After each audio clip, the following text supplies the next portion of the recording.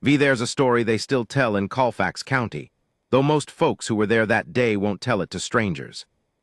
They'll tell you about the drought. They'll tell you about the fence line dispute, or the railroad pressure, or the way the land syndicate had been swallowing homesteads whole that summer like a man eating breakfast, casual, deliberate, without apology. They'll tell you those things because those things have edges you can hold. Numbers, dates, the kind of facts that sit still when you look at them. They won't tell you about Nora Calloway. Not because they're ashamed, though some of them are. Not because the memory hurts, though it does, even for men who don't admit to being hurt by anything. They won't tell you about Nora because there isn't a way to tell it that doesn't make them sound like fools. And men who ride for a land syndicate don't like sounding like fools. Here's what I'll tell you because I was there, and because I keep a journal, and because my father always said that the truth has a way of dying quietly, unless someone bothers to write it down before the liars get comfortable. 14 men rode onto the Calloway homestead on a Tuesday in late August. They were armed. They had papers, the kind that look official until someone who actually knows the law reads them. They had the backing of a man named Gerald Ashworth, who owned 300,000 acres of New Mexico territory and was in the process of acquiring more. What they didn't have, what none of them had thought to account for, was any knowledge of who Nora Calloway was before she became a farmer's wife. That was their mistake. I want to be honest about what kind of man I was before that Tuesday. I kept a journal. I'd kept one since I was 11 years old, since my mother pressed a blank leather book into my hands and told me that a man who doesn't write down what he sees will forget it, and a man who forgets what he sees will eventually forget himself. I carried it in my left breast pocket always, which meant I had a habit of reaching up and touching my chest when I was nervous, like checking for a heartbeat that wasn't mine. My wife used to tease me about it. "You touch that book more than you touch me," she said once, and I didn't have a good answer because she wasn't wrong. I was 29 years old in the August of 1887. I rode as a surveyor and record keeper for a land attorney named Benton Goss, who worked out of Santa Fe and who had, for the past 8 months, been engaged by Gerald Ashworth's Meridian Land and Cattle Company to document property transfers in Colfax County. What that meant in practice was that I rode with the enforcement parties and wrote down what happened. Benton called it legal witnessing. The men I rode with called it whatever they wanted to call it. I called it a job, which is what a man calls something he's ashamed of when he still needs the money. The morning of August 23rd, I rode with a group of 14 men, 13 riders from Meridian's employ and me, out of Cimarron toward a homestead claim filed in the name of Thomas Calloway. 47 acres, water rights on a tributary of the Cimarron River, a house, a barn, a kitchen garden, and a wheat crop that, by the account of the syndicate's own assessors, was doing remarkably well for the third year of a drought that had broken half the small farmers in the county. I had the paperwork in my saddlebag. I'd read it. It was the kind of document that Benton Goss was very good at producing, close enough to legal to survive a cursory inspection, far enough from legal to collapse if anyone ever got it in front of a proper judge. The claim was that Calloway had failed to meet certain improvements thresholds under the terms of a modified land grant. The claim was, in my honest assessment, largely fabricated. But I'd written it up clean and clear and handed it back to Benton without saying so because that was my job, and I was 29 years old and not yet the man I would eventually decide to become. The man leading our party was a fellow named Cole Draper. He was Meridian's chief enforcement rider, which was a gentler title than what he actually was. He had a jaw like a fence post and eyes that never quite landed on anything, always sliding past you, always tracking for something at the edges. He wasn't cruel in the way that enjoys itself. He was something worse, indifferent. He didn't care if things went cleanly or badly. He cared about outcomes. "Calloway's alone out there?" he asked me as we rode. "Far as the records show," I said. "Wife's listed on the claim, Mary Ellen, I think, or—" I pulled the journal. Nora Ann Calloway née Birch, married 1884, one child expected." I looked up. "She's with child, recent by the midwife's note in the county register." Draper processed this with no visible emotion. "How far along?" 7 months, approximately." He nodded once. "We stay civil, get Calloway to sign, we don't touch the woman." It was almost generous, coming from him. I wrote down civil approach intended in my journal, because that was my job, and because I was still, at that moment, telling myself that writing things down was the same as doing something about them. The Calloway homestead appeared at the end of a red dirt track that wound through low pinyon and juniper, the kind of landscape that looks inhospitable until you've lived in it long enough to see what's actually there. The house was adobe and timber, solidly built, with a covered porch running the full length of the south face. The kitchen garden was to the east, green and deliberate, watered by a hand-dug irrigation channel that ran from a small holding pond near the barn. The wheat fields beyond were gold and heavy. They shouldn't have been, not in a drought year, but someone had worked that water channel with real intelligence, extending it, branching it, getting every acre covered. I noted this. I wrote it down. Fields in better condition than county average. Irrigation system appears to be hand-constructed and highly efficient. Clear evidence of substantial labor and ingenuity. Draper didn't look at the fields. He looked at the house. Thomas Calloway was on the porch before we reached the gate. He was a lean man, maybe 35, with hands that told you everything about his last several years. Scarred at the knuckles, thick through the palms, the kind of hands that have lifted and dug and repaired things in all kinds of weather. He had a rifle in his right hand, barrel down, and he held it the way a man holds a tool he's comfortable with but isn't currently using. He was watching us come with an expression that was not afraid and not belligerent, but simply very, very alert. "Thomas Calloway," Draper called. "That's right," Calloway said. "Got paperwork for you from the Meridian Land and Cattle Company. Concerns your claim." "I know what it concerns." Calloway didn't move from the porch. "I've been expecting someone." Draper dismounted. The other riders spread, not dramatically, not obviously, but spread nonetheless, the way men do when they've done this before. 3 to the left, angling toward the barn.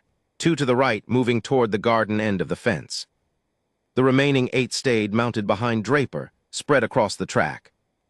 I stayed mounted. That was my position. I observed and recorded. Calloway watched the spread happen. His jaw tightened, but he didn't raise the rifle. "I'll want to read those papers," he said. "Course you will." Draper walked to the gate, waited for Calloway to open it. When Calloway didn't move, Draper put his hand on the latch himself.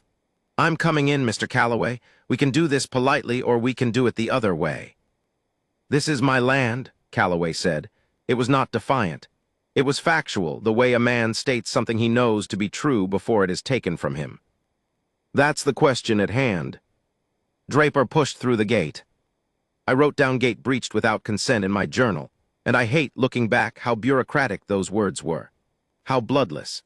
How carefully I avoided writing what I was actually seeing, which was 14 men moving across a man's land toward his house while he stood on his porch and calculated his options, and found, by any rational accounting, that he had very few. He let Draper approach. He took the papers. He read them, actually read them, which surprised Draper, who was used to men either refusing or signing without comprehension. Calloway read every line. His lips moved slightly on the sections with the legal language, and I could see him parsing it, working through it the way a man works through a problem with unfamiliar tools. "These thresholds," he said. "The improvements clause, I've met it. Meridian's assessors say otherwise. Meridian's assessors haven't been out here." His voice was flat. "I know because I've been watching for them. I would have seen them. Regardless, I've got documentation." Calloway folded the papers. "Labor logs, material receipts, letters from the county land office acknowledging the improvements. My attorney in Springer has copies." This was more than Draper had expected. I could see it in the half-second pause before he recovered. "Those'll need to be reviewed." "They've been reviewed by Judge Harold Fenwick, Colfax County, 3 weeks ago." Calloway looked at Draper with an expression I can only describe as exhausted certainty. "He ruled the claim valid. I have the written judgment inside." Silence. Draper's jaw moved, very slightly.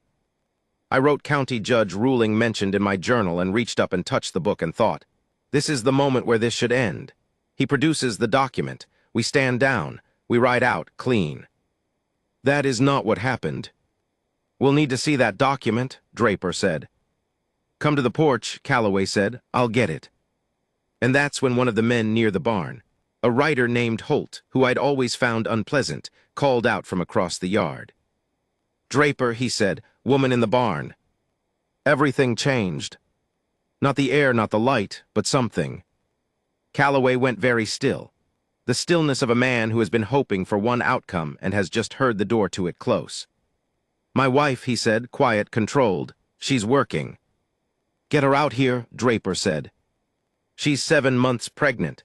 Calloway's voice did not rise. "She's working in the barn because it's hot and the barn is cool. She doesn't need to come out." "Get her out here, Mr. Calloway. I want everyone visible." And this moment, which I recorded in my journal with the exact time of day, 10:30 in the morning, by the angle of shadow, and the exact weather, hot, dry, no wind, the kind of August stillness that makes sound carry. This was when I first understood that what was happening had nothing to do with paperwork. Calloway looked at Draper for a long moment. Then he looked at the barn. Then he looked at Draper again. "Nora," he called, not loudly, just clearly. A pause. "Nora, come on out. I want to tell you what I expected. I expected a frightened woman. I expected, God help me, what most men in that yard expected. A pregnant woman, visibly with child, perhaps crying, certainly distressed. Someone who would make Calloway more compliant because he would not want her frightened further. It was a calculation Draper had made without making it consciously, the way men make certain calculations without ever naming them. The barn door opened. Nora Calloway was not a small woman, but she wasn't large either. She was somewhere in between, the kind of woman whose size you stop noticing after the first moment because there are other things demanding your attention. Her hair was dark and pinned up, and there were pieces of it coming loose in the heat. She wore a work dress, practical, the kind you can move in, and she was indeed visibly pregnant. The front of the dress pulled tight and round in a way that should have been the most salient thing about her. It wasn't. What was salient was the Winchester model 1873 she carried in her right hand. Barrel down the way her husband carried his rifle. The same comfortable familiarity with the tool. She walked from the barn to the yard, not hurrying, not dawdling, and took a position to the right of the porch steps, where she had a clear angle to the yard, the gate, and the barn. She looked at the 14 of us. We looked at her. "These the Meridian men," she said to her husband. "Yes," Thomas said. She nodded once, the way you nod when someone confirms something you already knew. Then she looked at Draper specifically, and I saw something happen in Draper's face that I'd never seen before, a very small recalibration, a reassessment. "Mr. Draper," she said. She said his name the way a woman says the name of a man she's done significant research on, not as a greeting, as a statement. "I know who you are, I know who you work for, and I know what those papers say because my husband read me every word of them this past Saturday evening, and I know that Judge Fenwick's ruling supersedes them. So I'd be very interested to hear your legal argument for why you're still standing on my property." Her voice was, I'm searching for the word, it wasn't loud, it wasn't aggressive, it was precise. It was the voice of a woman who has thought through exactly what she intended to say, and is now saying it, without ornamentation, without anxiety. Draper said nothing for 3 full seconds. "Ma'am," he started. "I'm not finished." She wasn't. "You have 14 men on my property. I have a legal judgment in my favor inside that house. You have papers that a county judge has already reviewed and ruled against. I'd like you to explain to me in plain language what you intend to accomplish by being here, because from where I'm standing, the most charitable interpretation is that you rode out here hoping Thomas wouldn't know about the ruling." She paused. He knew. "I wrote in my journal, Nora Calloway, née Birch, know this name. I underlined it 3 times. What happened next was not dramatic. Real confrontations rarely are at their pivots." Draper turned and looked at the man who had become his attorney in these matters, which was, at that moment, me. I was the only person present who had legal training, however partial.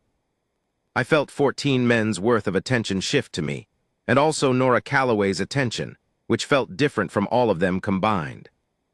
I reached up and touched my journal, then I dismounted. "I'll need to see the ruling," I said to Thomas Calloway. "I'll get it," he said. He went inside. He came back with a single folded document. I opened it. It was real, Judge Harold Fenwick's signature, county seal. Dated August 2nd. It reviewed the improvements clause, cited the relevant statutes, and found in favor of Thomas Calloway's claim with clear and specific reasoning. I read it twice. Then I turned to Draper. "This supersedes the papers you're carrying. The improvements have been legally documented and judicially confirmed. We don't have grounds to proceed." Draper looked at me for a long moment. "Goss is going to want to." "I know what Goss is going to want," I said. "I'm telling you what the law says." Another silence, longer than the first. Nora Calloway had not moved from her position. She had not raised her rifle. She had not needed to. But I understood, standing there in that yard with the August sun pressing down on all of us, that she had known from the moment she walked out of that barn. Exactly what the situation was, exactly where each of the 14 men was positioned, and exactly what her own capabilities were relative to what might be required. She had not been performing courage. She had been performing calculation, which is a different and more alarming thing.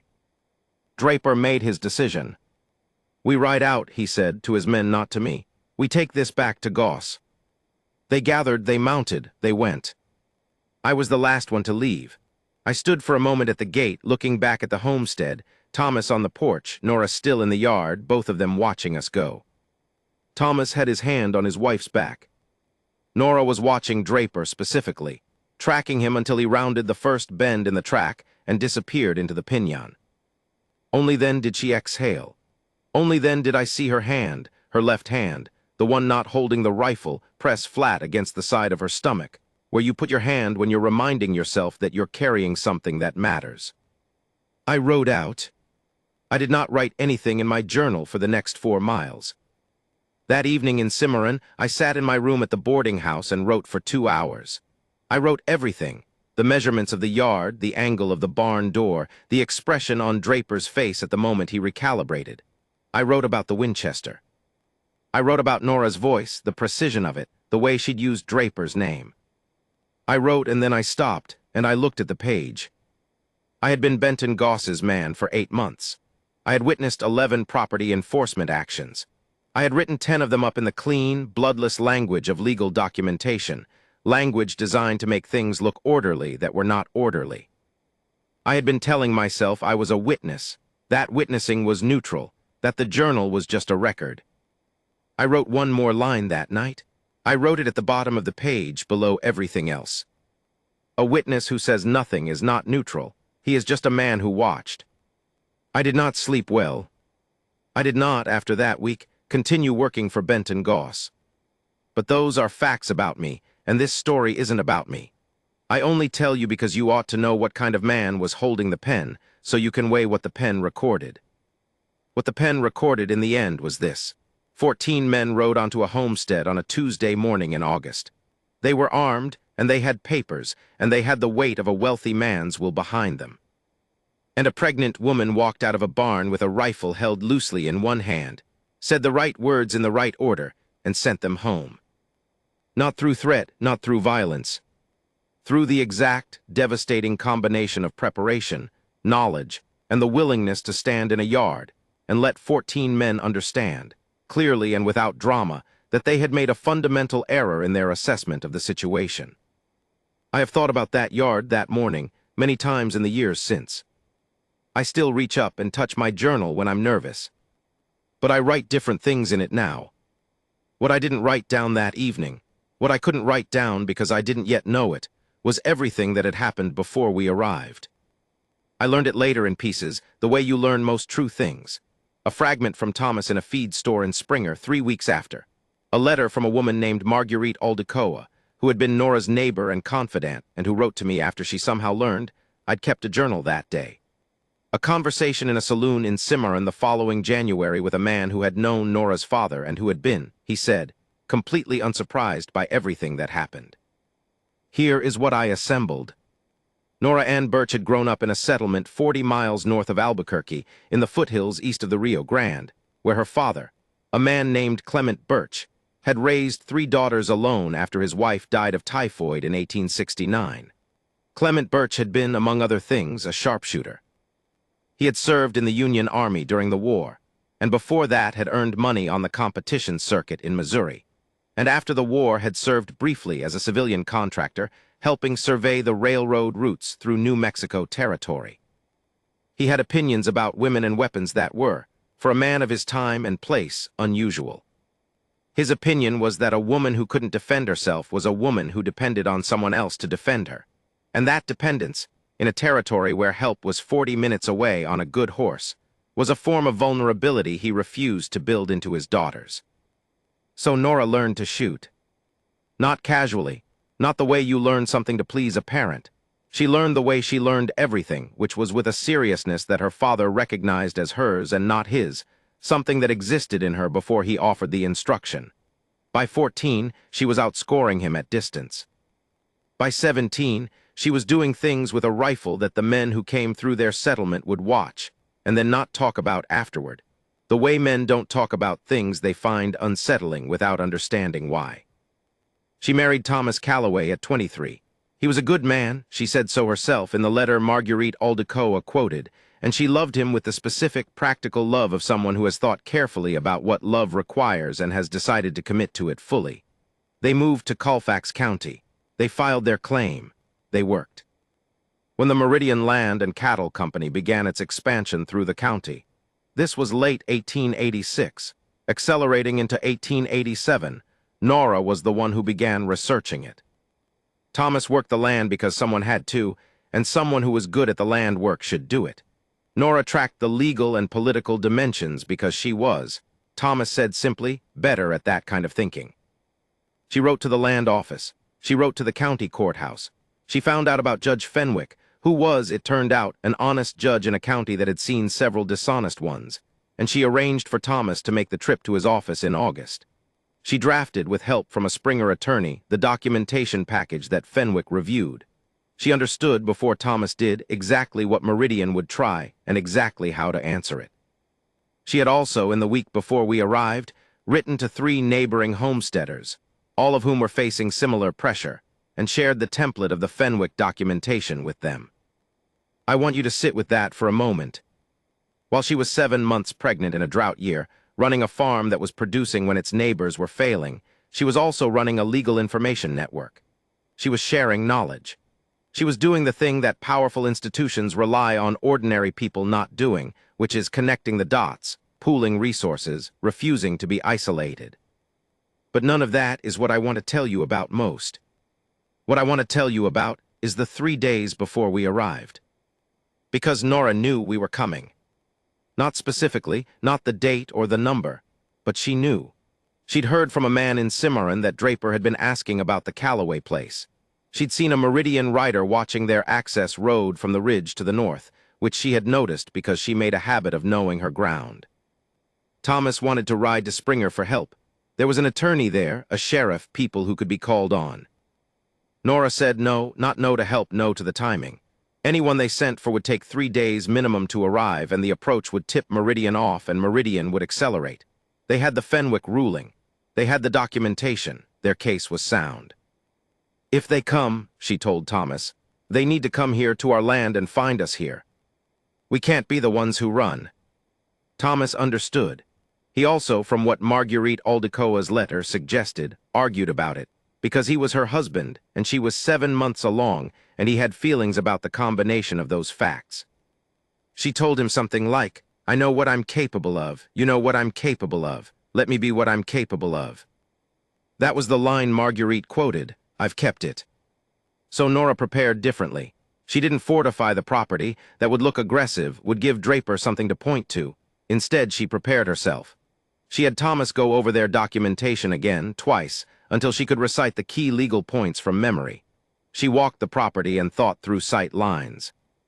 She thought about what Draper would want, which was compliance, and what would prevent him from getting it, which was information and calm.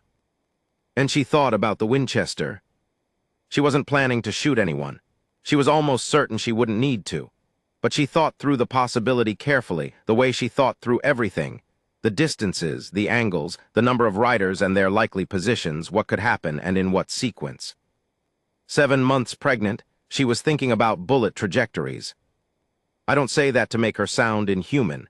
I say it to tell you what kind of woman she was, the kind who prepares, the kind who refuses to be caught unable, the kind whose father raised her to believe that competence is not a trait that belongs to one kind of person. On the morning we rode out, Nora had been in the barn since dawn, not hiding, working. There was fence material she'd been repairing and a harness that needed mending, and the barn was cooler than the house. Thomas knew she was there. She knew he knew. When Holt called out, "Woman in the barn," she had heard Draper's group arrive. She had been listening to the sound of hoofbeats and counting, the way you count things when counting things matters. 14. She gave herself one breath. I know this because she told Thomas later, and Thomas told it to a man in Springer, and it eventually reached me. One breath, standing in the cool dark of the barn with the Winchester against her leg, the muffled sounds of the conversation on the porch filtering through the boards. Then she heard Thomas call her name. She walked out. She told Thomas later that the thing she'd been most afraid of was not the guns or the numbers. It was the baby. Not in the way you might think. She wasn't afraid for herself. She was afraid that her body, in its present state, would be read as vulnerability by the men in the yard, that the visibility of her pregnancy would be used as leverage, that someone would say or do something designed to frighten her through the thing she loved most. She decided to get there first. She took her position in the yard, and she made sure every man there had time to look at her. The rifle, the pregnancy, both things together, refusing to be in contradiction, before she started talking. She wanted them to have to hold both things, Thomas said later. The fact that she was a mother and the fact that she was dangerous. She figured if she made them look at both at the same time, neither one could be used against her. I have thought about this for 9 years. I think it's one of the clearest pieces of strategic thinking I have ever encountered in a human being under pressure. After we left, she told Thomas she needed to sit down. Not because she'd been afraid. She had been, but that's not why she needed to sit. She needed to sit because adrenaline, when you've been running on it for 3 days and then run on it acutely for 20 minutes, has a way of leaving the body all at once, like water through a cracked bowl. She sat on the porch steps. Thomas brought her water. She drank it. She looked at the yard, which still had our hoofprints in it, 14 sets of them overlapping and churning the red dirt. We'll need to write to the other 3, she said eventually. The other 3 neighboring homesteads. Tomorrow, Thomas said. Tonight, she said. They need to know the ruling held up in practice, not just in law. That's different information. Thomas looked at her. Nora, he said, you nearly gave birth in the yard. She laughed. It was not the laugh of someone who finds something funny. It was the laugh of someone who has been holding their breath for 3 days and has finally exhaled. I nearly did not, she said. I was very careful. He sat beside her, his hand on her back, the same way I'd seen it as we rode out. They sat there for a while. I know this because Marguerite Aldecoa arrived that afternoon. She'd been watching the ridge road for dust, had seen us ride in and then ride out, and she found them still on the porch. She looked like someone who just finished a long piece of work, Marguerite wrote. Tired in the way you're only tired when something was real. But she was laughing at something Thomas said, and she looked, I don't know. Like herself, but maybe more so. I assembled all of this slowly, over years, in the margins and back pages of various journals. I added pieces as I found them. I developed the habit of writing people's names at the top of fresh pages and waiting to see what filled in around them. Nora N. Calloway née Birch. The page under her name is one of the fullest I have. But there's a part of the story I haven't told yet. The part about who she was before she was a farmer's wife, in ways that go beyond the rifle and the father who taught her to shoot. The part that explains why she was, in some ways, the person she was in that yard. Why the precision of her thinking under pressure was not accidental, not simply the inheritance of a good teacher, but something she'd built and tested and refined over years, in circumstances that had required it. That part requires going back further. And it requires telling you about the winter of 1883, before Thomas, before Colfax County, before the homestead and the wheat fields and the irrigation channel. When Nora Birch was 22 years old, alone, and surviving something that most men who tell the story of that yard will never know she survived. I will tell you that she spent 4 months in the Sangre de Cristo Mountains, in a situation that began as a survey trip with her father and 2 other men, and ended when fever took Clement Birch in November and one of the other men broke his leg and the 4th man panicked and left, with her alone, in a shelter she built herself, keeping herself and a crippled man alive until March. I will tell you that she kept a record. She had her father's habit of documentation. I will tell you that when they found her, a search party late March, following the route her father had filed before the trip, She was thin and frostbitten at the fingertips, but not otherwise diminished, and the man with the broken leg was alive and complaining about the food, which she took as a positive sign. I will tell you that she had, in those 4 months, shot game for food, repaired their shelter twice against collapse, navigated by stars twice to check their position, and made 3 separate decisions, each one documented in her journal, each one with her reasoning laid out in plain language, that she knew at the time might result in someone's death, including her own. None of them had, but she had known the possibility and proceeded anyway, because proceeding was the only option that preserved more life than the alternative. She already knew. A man in the Cimarron saloon said to me 9 years later, when I'd assembled enough of the story to tell it to him in sequence. She already knew, before Thomas, before the homestead, before any of it. She already knew what she could do when it was required. The yard was just the first time anyone else got to see it. He was a man who had known Clement Birch. He said it without drama, without pride or boast. He said it the way you say something that you've known for a long time and assumed everyone else also knew. I wrote it down. Then I looked at the page and thought about that barn door opening. A woman walking out into a yard of 14 armed men, 7 months pregnant in August heat, carrying a rifle, saying, "I know who you are," to the man who had come to take her family's land. She had already carried something heavier than that, alone in the cold, in the dark. She had already done it. The child was born in October. A girl. They named her Clement, which was Nora's father's name, and which confused people when they introduced her, Clement, because it was unusual for a girl, and Nora would say simply, "my father." It was his name first, and that was the end of that conversation. I know the birth date because Marguerite Aldecoa wrote to me again in November, to tell me the mother and child were well, and to ask, with a careful politeness that I recognized as the kind people use when they're uncertain whether they're overstepping, whether I had done anything with the journal account I'd kept on August 23rd. I wrote back. I told her I had left Benton Goss's employ on September 4th.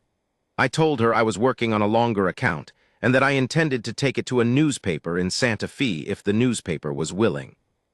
She wrote back within the week. Nora says to tell you that's her decision to make, not yours, but that she appreciates the impulse. I wrote back, tell her I understand. Tell her the account exists and that she may have it destroyed if she wants. But also tell her that I watched a woman walk out of a barn and send 14 men home, and I think that is the kind of thing that should be written down. Marguerite's next letter came with a note tucked inside it, separate from her own. The note was brief, it said. "Then write it well, don't make me into a symbol. I'm a woman who was prepared, that's all, write that." I have tried. Draper came back in September. Not with 14 men. With 3 and a lawyer. A different lawyer, Meridian's Santa Fe man, and a new argument, that the Fenwick ruling had procedural flaws, that it would be challenged on appeal, that the Callaways would spend years in litigation they couldn't afford. This was not entirely untrue. It was the real weapon, not the rifles, not the enforcement riders. The money and the time and the grinding machinery of legal delay applied against people who had to plant and harvest and couldn't spend months in courthouses. Nora met them at the gate, just at the gate, which was closed. Thomas was in the field. She called him, but she didn't wait. "Mr. Draper," she said, "I expected you'd come back." "Mrs. Calloway," his tone was different this time, not hostile, almost cautious. "We'd like to discuss the possibility of a settlement." "No." He blinked. "Ma'am, I haven't." "You're going to offer Thomas a buyout, a price below market value, framed as generosity given the legal uncertainty you're going to describe. I know the argument. I've spoken with Judge Fenwick about it." She looked at the lawyer. "The appeal argument doesn't hold. The procedural objection you're planning to raise was settled by a territorial court ruling in 1884. Your lawyer knows that. If he hasn't told you, you should have a conversation with him about why." The Santa Fe lawyer's expression did something complicated. "I'll give you a piece of advice," Nora said. "Not because I feel charitable toward Meridian, but because I think it'll save everyone time. This land has a valid claim, a valid ruling, and neighbors with the same documentation. If Meridian continues to pursue the cluster of homesteads along this tributary, it'll draw attention from the Land Commissioner's office in Santa Fe, who has been looking for a case to make an example of. I have written to his office, twice. I have his acknowledgement." She paused. Gerald Ashworth has a lot of land. He doesn't need this 47 acres. And he especially doesn't need the kind of attention that 47 acres might bring. Draper looked at her for a long moment. "Where is your husband?" he said.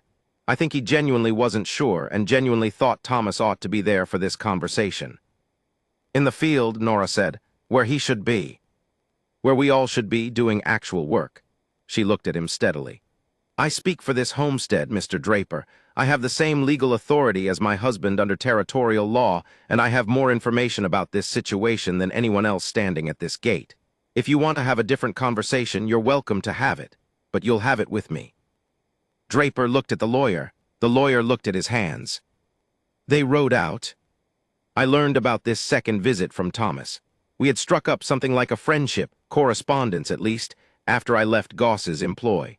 He wasn't a talkative man in letters, but he was precise. He wrote down what had happened with the clarity of someone who knows that the record matters.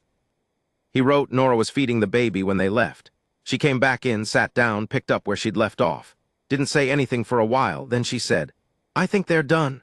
I asked how she knew. She said she could see it in the lawyer's face when she mentioned the land commissioner. Said she'd watched men calculate things her whole life and she knew what it looked like when the numbers stopped working. He added after a space, "I know men who would find it difficult to be married to a woman like Nora. I am not one of them. Though I admit it took me some adjustment early on to understand that when she says she's handling something, she is not saying it to make me feel better. She's saying it because she has already thought through every dimension of the problem and has a plan. I have since learned to respond to this with less anxiety and more trust. I read this letter in a boarding house in Santa Fe, where I was by then working as a correspondent for a paper there, and I laughed. Quietly, alone, the kind of laugh that's more gratitude than humor. Because Thomas Calloway had described in plain and honest language something that most men spend their entire lives unable to articulate about the women around them. Meridian did not return. Not to the Calloway homestead. Not to the 3 neighboring homesteads that had followed Nora's template. The land commissioner's inquiry, which Nora had quietly but carefully orchestrated over several months, resulted in an audit of Meridian's claims activity in Colfax County. The audit found irregularities. Gerald Ashworth's attorneys negotiated a settlement that involved, among other things, the abandonment of contested claims against established homesteaders along the Cimarron tributary. Nora wrote to me when this happened. It was a short letter. "It is done. The land is ours. The neighbor's land is theirs. Clement is 4 months old and has her grandfather's eyes and her father's stubbornness, which I consider optimal. Thank you for the account. Write it when you're ready. I meant what I said. Don't make me a symbol. Make me a woman who was prepared. That's the more useful thing to be." I wrote back, "I will try. I am still learning how." She did not write again for 2 years, and when she did it was about a different matter, a legal situation affecting a community in the southern part of the county, where she had been consulting informally with several homesteaders and wanted to know if I had contacts at the land commissioner's office who could be useful. I connected her with them. The baby, Clement, is 9 years old now by my calculation. Marguerite Aldecoa wrote to me last spring and mentioned her. Said she was a thin, serious child who had inherited her mother's habit of watching things very carefully before she spoke, and her father's way with growing things, and that she had recently demanded to be taught to read the irrigation channel plans because she wanted to understand how they worked. Marguerite found this funny. I found it reassuring in the way that specific things are reassuring, not in the large, abstract way of hope, but in the small, concrete way of a thing continuing. I want to tell you what I think happened in that yard. Not the facts, you have the facts. I want to tell you what I think it was. I think we arrived expecting a transaction. 14 men, papers, a farmer alone on his land, and the pressure of numbers and authority and a powerful man's will. We expected compliance, or at worst a confrontation that would resolve in our favor because we had more men. We did not expect to find in that yard someone who had spent her entire life preparing for exactly this moment.